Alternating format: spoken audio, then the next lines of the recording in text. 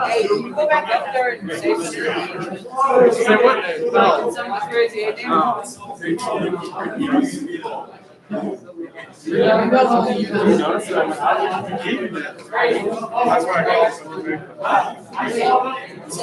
didn't know what I was supposed to stop. Oh, how do I get my letter? I'm not going back to school this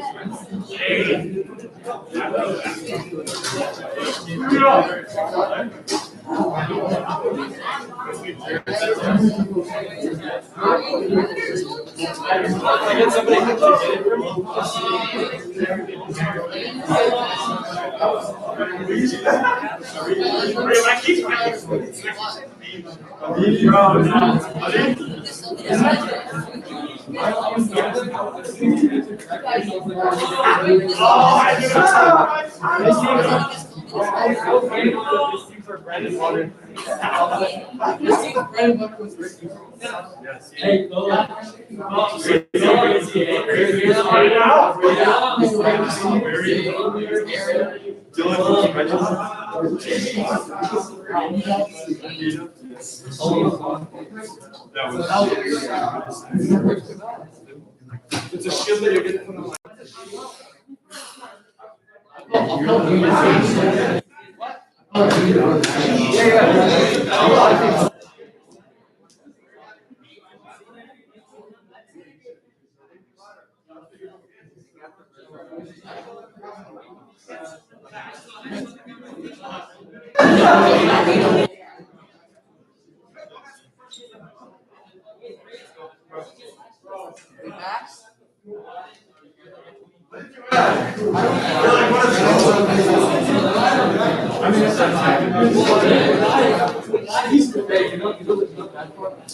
Okay, gentlemen, if I can have your attention again, please. All right.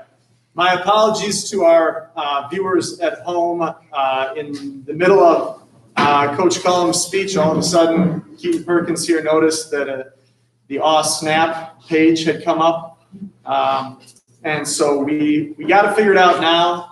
Unfortunately, I'm afraid that you missed all of the kind things that Coach Cullum had to say about the JV. Maybe I'll make him stay after and do it again for me so that I can share that with all the moms and dads who wanted to hear him say nice things about their kids. But, thank you to Coach Cullum and congratulations to our JV on a great season. It's now time to talk about the varsity. That starts with me. I want to begin with my own thank yous.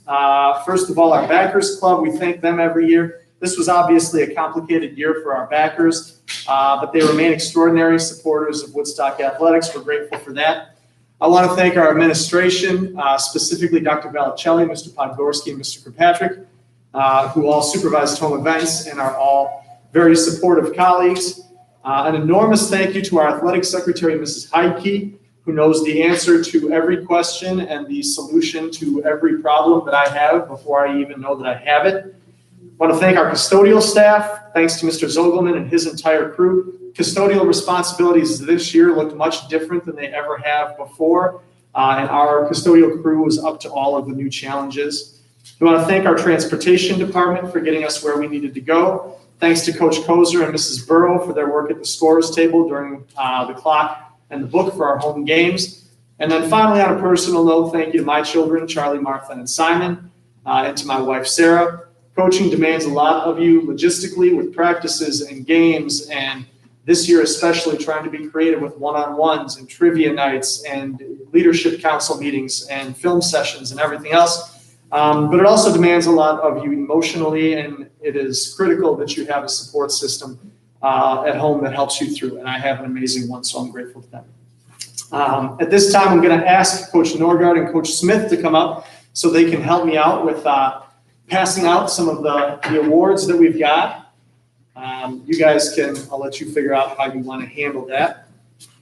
At the end of last year, Coach Justice told me that we had some pretty decent players coming up to the varsity level, but that the real added value for our team was going to come with the managers that we were getting in Matthew Chonos and Hunter Lazowski. As with all the other things last year, the manager situation wasn't exactly what we hoped that it would be, but these guys were eventually able to hop on with us halfway through the season for our practices and our home games. They kept practice stats, they kept game stats, they worked the clock for us. We're very grateful for those contributions. We look forward to having them back in a more normal role next year. They'll both receive certificates and manager pins. Let's hear it from Matthew Chonos and Hunter Lazowski.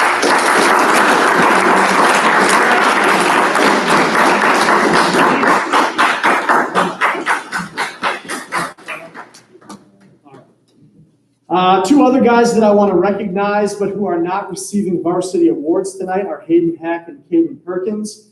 When one of our point guards stepped away for the last 3 games of the season and the other one was experiencing discomfort in his knee and was uncertain how much he'd be able to play, I reached out to Coach Cullum. I said, who are your top 2 ball handlers? He told me it was Hayden and Caden, so I said, that's what we need. I'm going to ask them to suit up for my final 3 games. They both ended up making positive contributions in all of those games. I'm glad I had the opportunity to work with them for a couple of weeks, and I look forward to coaching them as full-time varsity players next year. So if you guys would just stand up, let's hear it for Hayden Hack and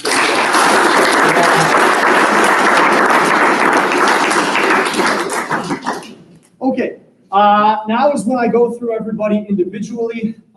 We go alphabetically through our juniors and then alphabetically through our seniors.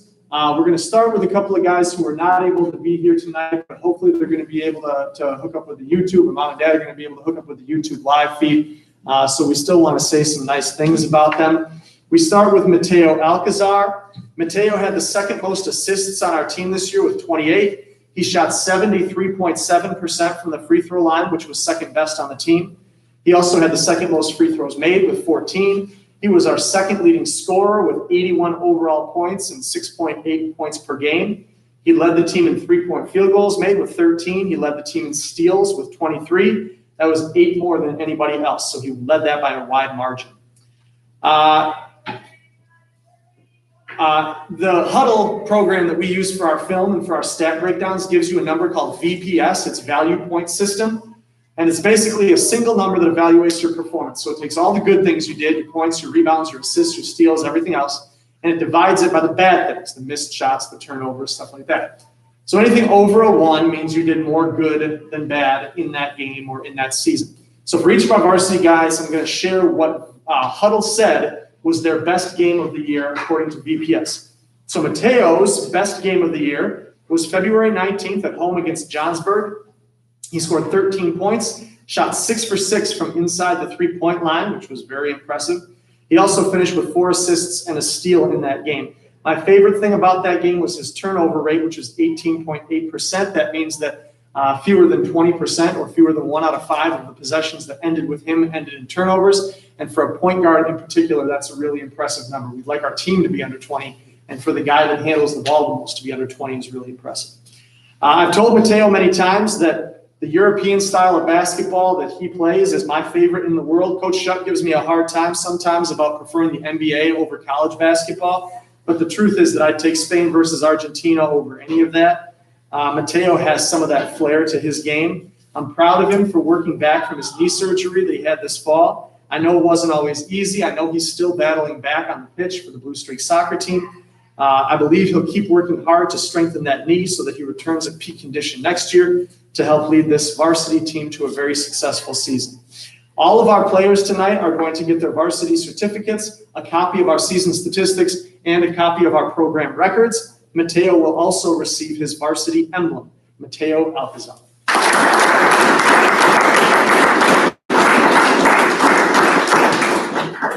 The second player, again, not able to be here tonight, unfortunately, is Max Barnett. Max had the 5th most points per game in our program at 4.6. He also had the 5th most total rebounds with 27 for 2.5 per game. He had the 3rd most three-point field goals made with 10. He shot 28.6% from the three-point line, which was 2nd best among players with at least 20 attempts. His best game, according to VPS, was at Elgin, where he scored 10 points on 4 of 6 from the field to go along with a pair of rebounds, 3 deflections, and 2 steals. Max kind of stumbled out of the gate this season. He started our season recovering from illness. He missed the first handful of practices, so he was playing catch-up from the beginning. I don't know how he missed 3 or 4 or 5 practices. I can't remember now, but I do remember the first practice that he came back. We were running our 3-on-3 closeout drill, which is one of our favorite drills, one of our almost everyday drills. And one principle of our pressure man-to-man defense is keeping the ball idle. So the very first rep, Max gets straight up on his man, and his man drives to the middle. So we stop the drill. We explain to Max the concept of making sure that his stance angle is, funneling this guy toward the sideline checkpoint, and that if there's a middle, he needs to absorb it with his chest and redirect it toward the sideline.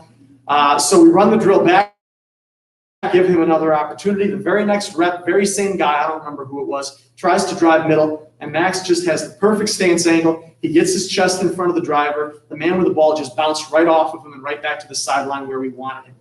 It was like an instructional video of how to take away middle drives in our defense. So I was really proud of him for jumping in right away, taking that coaching, taking that instruction. And like I said, even though he started a little behind everybody else after missing a few practices, he caught up pretty fast. I'm proud of Max because he's committed to take his game to the next level by playing man up this spring and summer. I believe the phrase I heard about his tryout from one of the man up coaches was that he couldn't miss. So I'm excited to see where that takes him, and I'm excited to have him back as a key contributor next year. Tonight, Max will get his varsity emblem, Max Barnett.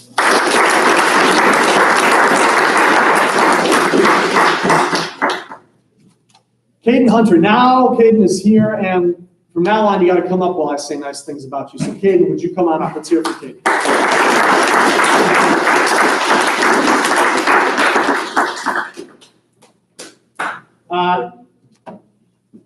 Caden led our team in 2-point field goal percentage. He shot 63% from 2-point range on 5 of 8 from inside the arc this year. He had a knack for getting in sometimes toward the end of games and playing that dunker spot in our 4-out offense and taking advantage of getting some drive and dish opportunities around the basket. His best VPS game was February 17th at Johnsburg when he scored 4 points, connecting on both of his field goal attempts. I also remember from that game specifically, there was a play where they had a guy driving down to the basket in transition, and Caden was right with him step for step, and it was one of their big fellas, and he and Caden both went up together, and I said, man alive, that is a lot of humanity right there that's colliding in the air, and Caden hit him and went right back down. The other guy hit Caden and went straight to the ground, so he won that battle.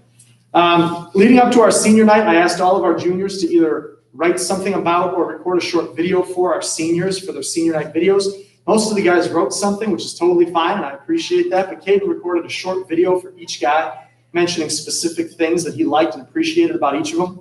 Every practice and game, we finish with 2 claps. And the reason that we do the 2 claps is not so that everyone can feel good about someone telling them what they did well. That's a nice benefit, but it's not the purpose of the 2 claps.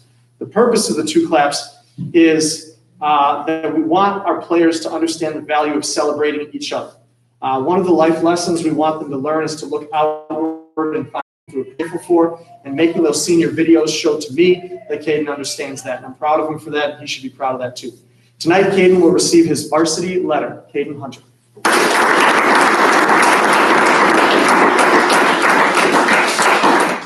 Liam Nickel, come on up.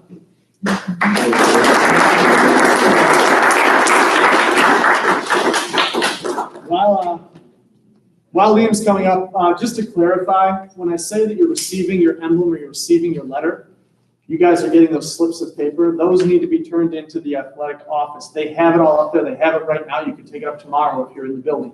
But you have to go up there and turn it in order to get those things. Okay, Liam. Liam was our 4th leading rebounder this year with 37 total rebounds, or 3.7 rebounds per game. He was tied for 4th in steals with 10. He was our 3rd leading scorer with 66 total points. That's 6.6 points per game. He led the team in assists with 29. And his best VPS game, according to Huddle, was February 9th at Richmond Burton. He scored 10 points on 4 of 7 from the field to go along with 5 rebounds, 6 assists, and a steal. That is a good, complete game. One of the funnier moments of the season with Liam for me was when we handed out our uniforms at the beginning of the year, and he took number 22. Last year, he had come up and played the last few games of the season with the Varsity, and he wore number 22, so he wanted to keep that number again.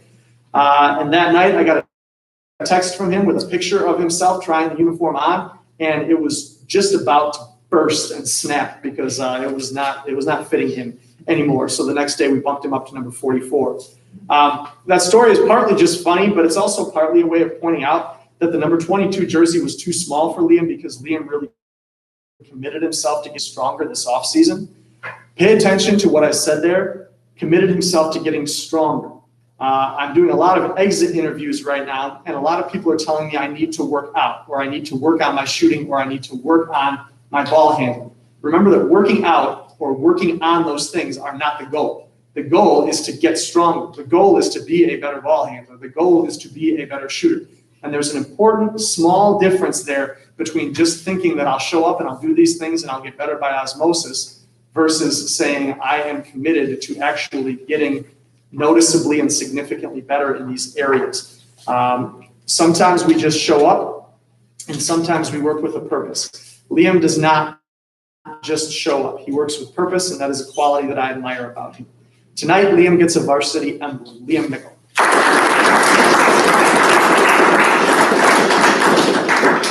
Jake Murray, come on up.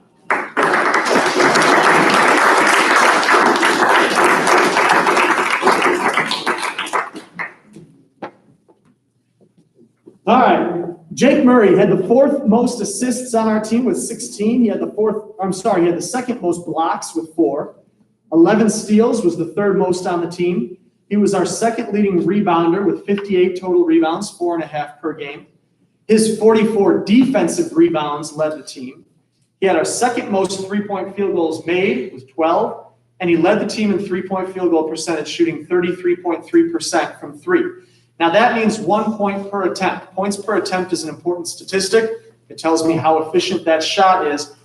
And knowing that it was 33.3% or 1 point per attempt means that a Jake Murray 3-point field goal was actually the 2nd best shot that we could get. It was our 2nd most efficient shot in terms of expected point values. His best game according to VPS, here's a great story for you. March 9th at home against Hart, he almost had a double-double. We tweeted that he did. Going back, I think the stats were off by 1 rebound. He had 10 points and 9 rebounds. It was a great game. And I remember in the finals a couple years ago, the Cavs were playing the Warriors. And this is when the Cavs were just LeBron and a bunch of guys from the rec center. And there was a statistic. They lost, I think it was game 7. They lost by like 2 or 3 points. And the stat was something like LeBron played 45 minutes. And in those 45 minutes, the Cavs were like +5. And then he sat for 3 minutes. And in those 3 minutes, they were -8. They ended up losing the game by 3 or something like that. It was basically when he stepped off the floor, everything went to heck. And then when he came back on, it was okay, but too much damage had been done. So Jake was our LeBron James in the Harvard game at home. Jake played 29 minutes in that game. It went to overtime, so there were 36 total minutes. He played 29 minutes, and in the 29 minutes he played, we were +7. We beat Harvard by 7 points when Jake was on the floor. He sat for 7 minutes during that game, and in those 7 minutes we lost by 12. So we ended up losing the game by 5.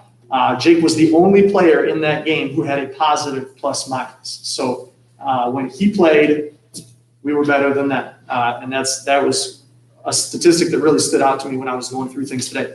By the way, I shared that statistic with Coach Justice just because I thought it was interesting, and his response to me was, you should have played him more in that game, which is really the kind of like insightful feedback I'm looking for from my assistant coaches. For a year or two, a while ago, I used to give every player an NBA guy to study in the off season that I thought he should try to pattern his game after. So I might give Liam Mickle Chris Paul and say, watch Chris Paul. Or I might give Mateo Alvarez Steve Nash and say, watch his game. Jake has this shirt that he wore to a few games at the end of the season with Dennis Rodman on it. Now, it's not a perfect comp because Jake shoots better than Dennis Rodman ever did, but there's no doubt that Jake was bringing Rodman-like levels of energy and effort and tenacity in our final few games of the season. I told you he averaged 4.5 rebounds per game this season, but he was close to 6 per game over our last 5. So his trajectory was moving in a great direction. And I hope he commits to keeping that going in the offseason so he comes back playing at an even higher level next season. Tonight, Jake gets his varsity emblem, Jake Murray.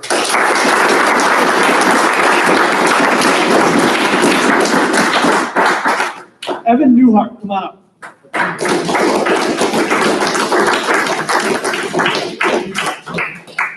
Evan, how do you do that? They did win the other day. That's okay. So Evan Newhart's best VPS game of the year was February 12th versus Richmond Burton. He got in towards the end of the game. He got a kick out from Caden Hunter in our Twins alignment against their 1-2-2 zone, and he buried a 3 from the corner right in front of our bench. That shot was a byproduct not only of the hard work that Evan has put into his shot, but also his high basketball IQ. He was in exactly the right spot, which he almost always is. In fact, the only time that he's not in the right spot is when he lets his kindness get in the way of his competitiveness.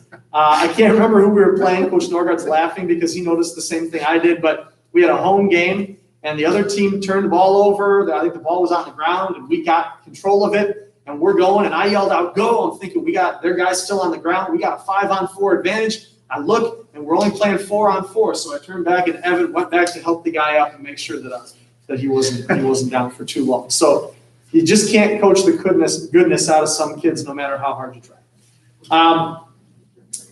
My dad taught and coached at Bigfoot High School in Walworth, Wisconsin, for 35 years. We lived about 200 yards from the school where he taught when I was growing up. And I wanted to be like my dad more than anything. So when we decided that I was going to start looking for teaching jobs, one thing that I knew was that I wanted to live in the same community that I taught and coached in. Now, there are people who think that's crazy. I won't pretend there aren't moments that I wonder if it's the best thing. But there are also things that I love about that. And one of those things is watching a kid like Evan Newhart grow up about 100 yards from my house, watching him walk his dog around the neighborhood, watching him play with my kids at neighborhood barbecues, and then eventually someday you get to be his coach. I've known Evan since he was probably West Justice's size, and it's been clear from the beginning that he was going to grow up to be a young man of integrity and character, so it's not a surprise to me that that's exactly what happened. I'm proud of his persistence and determination that he shows every time he steps on the basketball court, and I'm proud of the kindness and decency that he shows off the court. Tonight, Evan receives his varsity letter. Evan Newhart.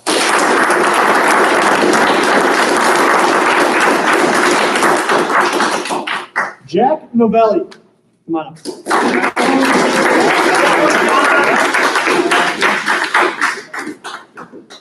Black Jack Novella.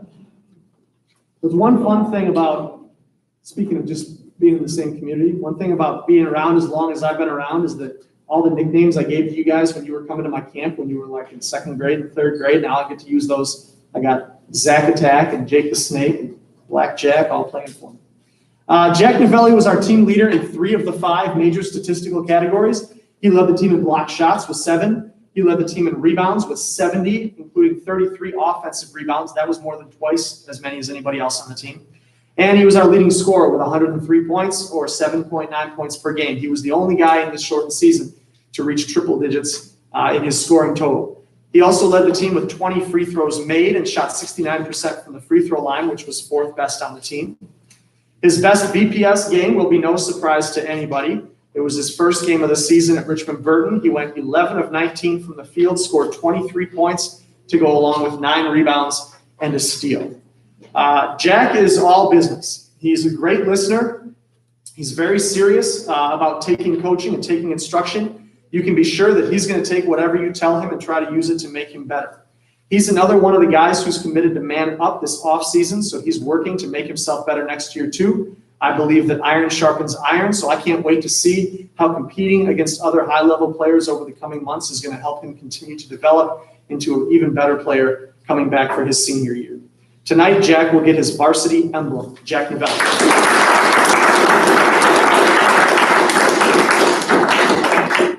Caden Ogle.